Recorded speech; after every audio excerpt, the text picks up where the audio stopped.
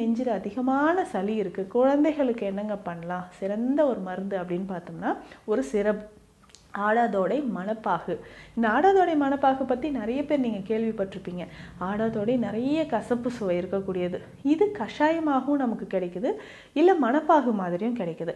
So கஷாயம் அப்படின்னு சொல்லும்பொழுது இந்த மூலிகையை போட்டு நல்லா கொதிக்க வச்சு நம்ம குடிச்சிட்டு வரணும். இது வந்து அடல்ட்ஸ் நம்ம எடுத்துக்கலாம், பெரியவர்கள் எடுத்துக்கலாம். கொஞ்சம் கசப்பாக இருக்கக்கூடியதான், ஆனால் பெஸ்ட் எக்ஸ்பர்டோரண்ட் அப்படின்னு சொல்லலாம்.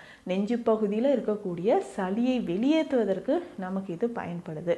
ஸோ நெஞ்சு பகுதியில் இருக்கக்கூடிய சளியை வெளியேற்றுவதற்கு கொஞ்சம் கொஞ்சமாக இதை நம்ம பயன்படுத்திக்கிட்டே வந்தோம்னா உடலில் இருக்கக்கூடிய கழிவுகள், வலிகள் நமக்கு குறைய ஆரம்பிக்கும்.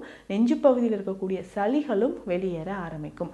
இதுவே ஆடாதோடை மணப்பாகு சிரப் மாதிரி நம்ம குடிக்கணும் அப்படின்னா குழந்தைகளுக்கு இதை கொடுக்கலாம். ஒரு 5 ml எடுத்து ஒரு 20 ml வெந்நீரில் கலந்து ஒரு நாளைக்கு 2 வேளை. ஸோ இதை தொடர்ந்து இந்த மாதிரி நீங்கள் கொடுத்துக்கிட்டே வரும்பொழுது குழந்தைகளுக்கு நெஞ்சு பகுதியில் இருக்கக்கூடிய சளி கொஞ்சம் கொஞ்சமாக நமக்கு வெளியேற ஆரம்பிக்கும்.